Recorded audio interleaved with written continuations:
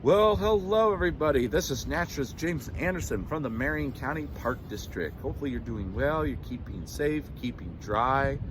As you can see, instead of having a snowy background, we have kind of a wet background. I'm at the Terradise Nature Preserve, and for today's story time in nature with me, Naturalist James Anderson, I just thought that since it's the Dr. Seuss week, that we could be reading the famous Lorax. So this is a great classic book that a lot of you may have read. Probably a lot of you have seen the movie in the mid 2010s. It was a pretty cute movie. I really liked it. And but overall, it's got a really great message that I really love teaching to not just kids but adults as well. So one more thing before we get into the story. Again, as you can kind of see in the background, yes, it is flooded.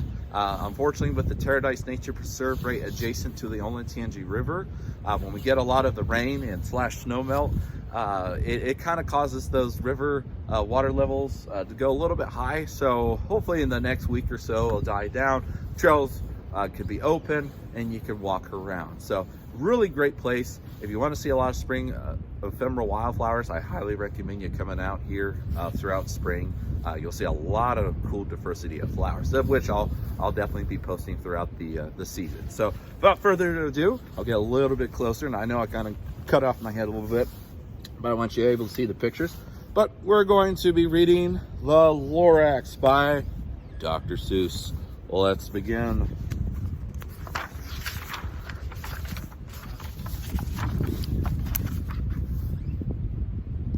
At the far end of town where the grickle grass grows, and the wind smells slow, and the sour wind blows, and no birds ever seen, excepting old crows, is the street of the lifted Lorax.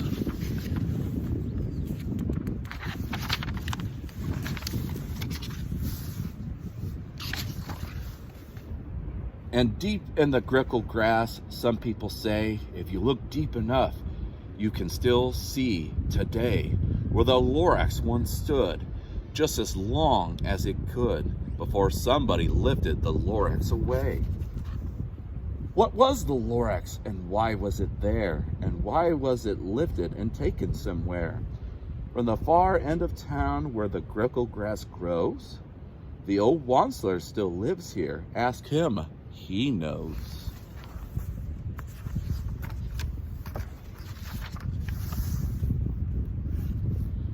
You won't see the Wansler, don't knock at his door. He says in his lurkum on top of his store. He lurks in his lurkum cold under the roof, where he makes his own clothes out of muffled moof. And on special dank midnights in August, he peeks out of the shutters. Sometimes he speaks and tells how the Lorax was lifted away. He tells you, perhaps, if you're willing to pay.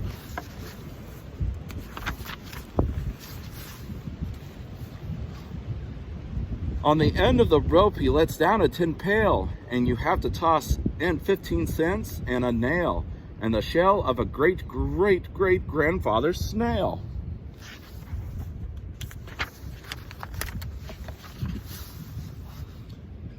Then he pulls up the pail, makes the most careful count to see if you paid him in the proper amount.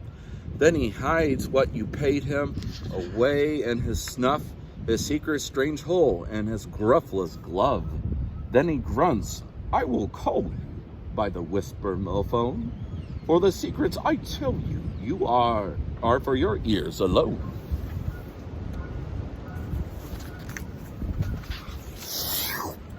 Down slurps the wispy foam to your ear, and the Wansler whispers are not very clear, since they have to come down through a snurgly hose, and he sounds as he had smallish bees up his nose. Now I tell you, he says with his teeth sounding gray, how the Lorax got lifted and taken away. It all started way back, such long time back.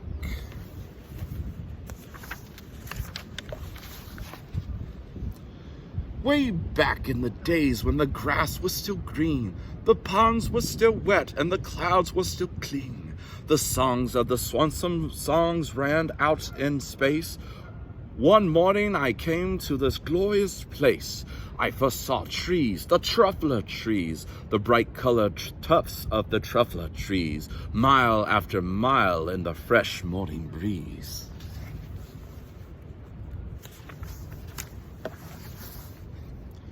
And under the trees I saw brown balloons frisking about in the bobbler suits as they played in the shade and ate truffler fruits.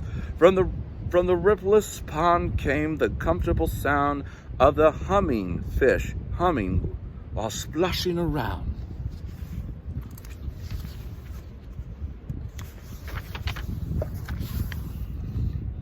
But those truffler trees, all my life I've been searching for trees such as these. The touch of their tufts was much softer than silk, and they had the sweet smell of fresh butterfly milk. I felt a great leaping of joy on my heart. I just knew what I'd do. I unloaded my cart.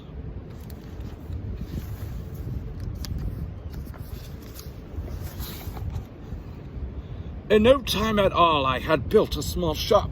Then I chopped down a truffler tree with one chop. And with a great skillful skill and a great speedy speed, I took soft, tough, and I knitted a thneed.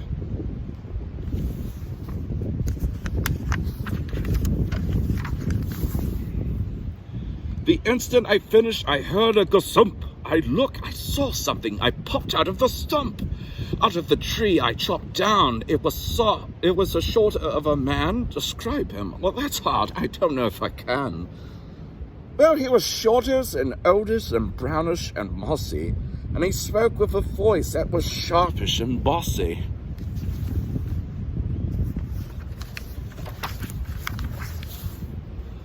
Mister, he said with a sawdusty sneeze, I am Lorax, and I speak for the trees. I speak for the trees have no tongues.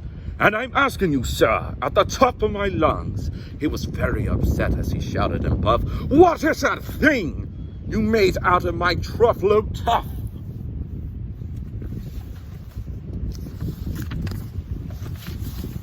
Lorax, I said. There's no cause for alarm. I just chopped one tree. I'm doing no harm. I'm being quite useful. This thing is a thneed. A thneed is a fine something that all people need. It's a shirt, it's a sock, it's a glove, it's a hat. But it has other uses, yes, far beyond that. You can use it for carpets, for pillows, for sheets, or curtains, or covers, or bicycle seats. The Lorax said, Sir, you are crazy with greed. There's no one on earth who would buy one of those fool thneeds. Would you buy a thneed?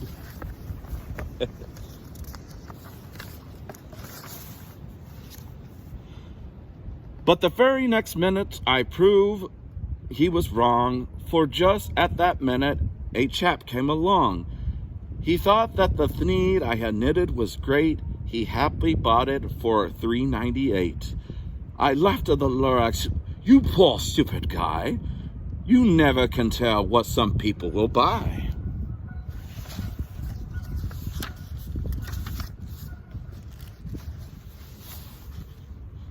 I repeat, cried the Lorax, I speak for the trees. I'm busy, I told him. Shut up, if you please. I rushed across the room in no time at all, built a radio phone. I put in a quick call. I called in my brothers and uncles and aunts. I said, listen here, here's a wonderful chance for the whole Wansler family to get mighty rich. Get over here fast. Take the road to North Nitch. Turn left at Weehawken. Sharp right at South Snitch.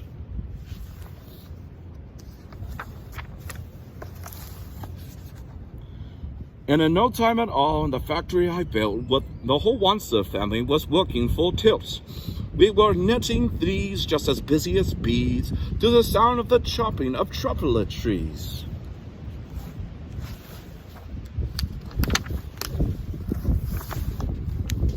Then, oh baby, oh, how my business did grow. Now chopping one tree at a time was too slow, so I quickly invented my Super X hacker, which whacked off 4 truffle trees and at just one smacker.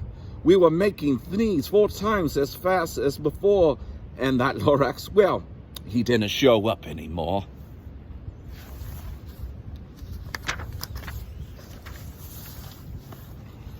But next week he knocked on my new office door. He snapped, "I am the Lorax who speaks for the trees, which you seem to be chopping as fast as you please. But I am also in charge of the brown bubbler loots who played in the shade and the bubbler loot suits and happily lived eating the truffler flutes. Now, thanks to your hacking my trees to the ground, there's not enough truffler fruits to go around, and my poor bubbler loots are getting their crummies because they have gas and no food in their tummies."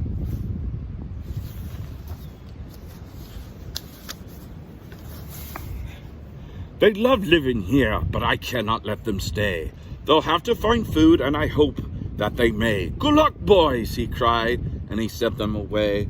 I, the onceler, felt sad as I watched them all go, but business is business, and business must grow, regardless of crummies and tummies, you know.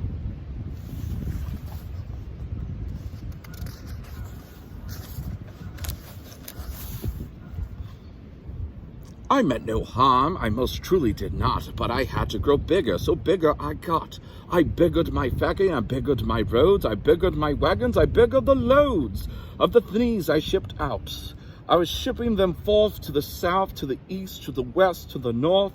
I went right on biggering, selling more things, and I biggered my money, which everyone needs.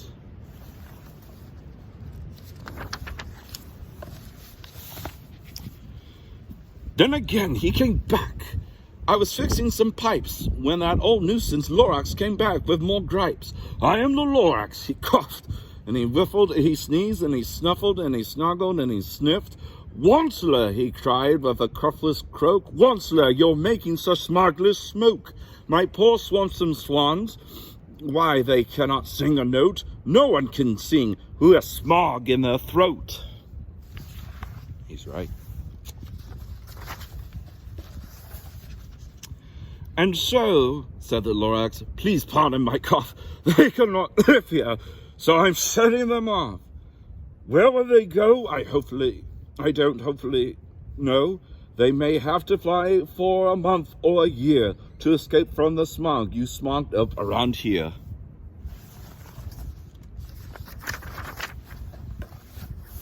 "What's more," snapped the Lorax. His dander was up. "Let me say a few words about this gluppity-glup. Your machinery chugs on day and night without stop. And what do you do with the leftover goo? I'll show you, you dirty old onceler man, you."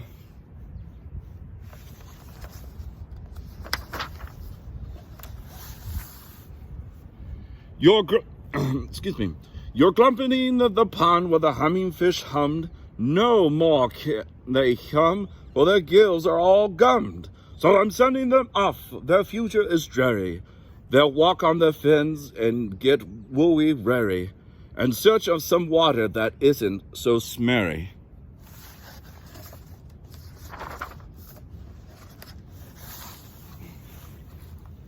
And then I got mad. I got terribly mad. I yelled at the Lorax, "Now listen here, Dan.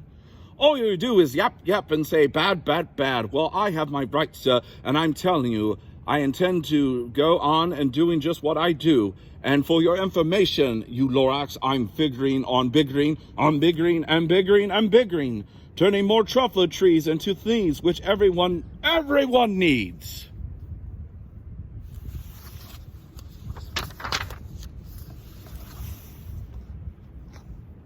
And at that very moment, we heard a loud whack. From the outside in the fields came a snickering smack on the axe of the tree. Then we heard the tree fall, the very last truffle tree of them all.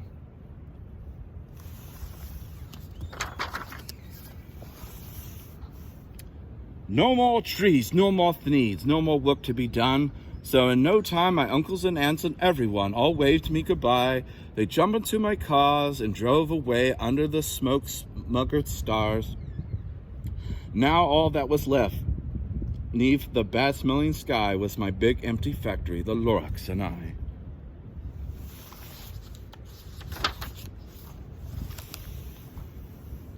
The Lorax said nothing, just gave me a glance.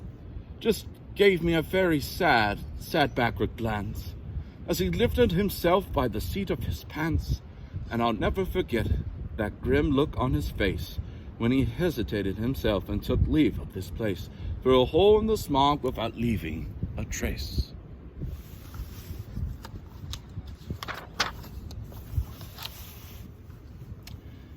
And all that the Lorax left here in this mess was a small pile of rocks with the one word, unless. Whatever that means, well, I just couldn't guess. That was long, long ago, but each day since that day I've sat here and worried away. Through the years while my buildings have fallen apart, I've worried about it with all of my heart.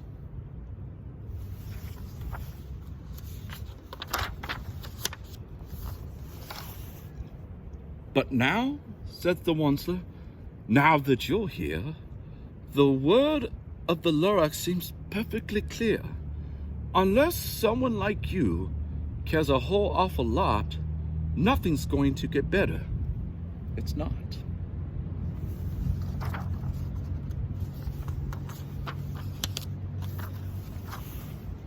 So, catch, calls the Onceler. He lets something fall. It's the truffle seed. It's the last one of all. You're in charge of the last of the truffle trees. And truffle seeds and the truffle trees are what everyone needs. Plant a new truffle, treat it with care. Give it clean water and feed it fresh air. Grow a forest, protect from axes that hack. Then the Lorax and all of his friends may come back. All right. Well, Dean, all right. Well, that was a very good story. And I always tell people, I think we all need a little Lorax inside of us. And not just speak for just the trees, but all the other plants and animals that we have here in planet Earth, in our own backyards. So, because we're only given one Earth to protect. Well, guys, I hope you enjoyed Dr. Seuss Week. I know some of you that who are in school or what might be doing special Dr. Seuss themed weeks, and I know a lot of you might be reading or watching this movie. And again, I hope you take that message to heart. Well, guys, have fun, be safe, but most of all, go out and explore your Marion County parks. I'll see you guys next time on Storytime in Nature with me, Naturalist James Anderson. Bye, everybody.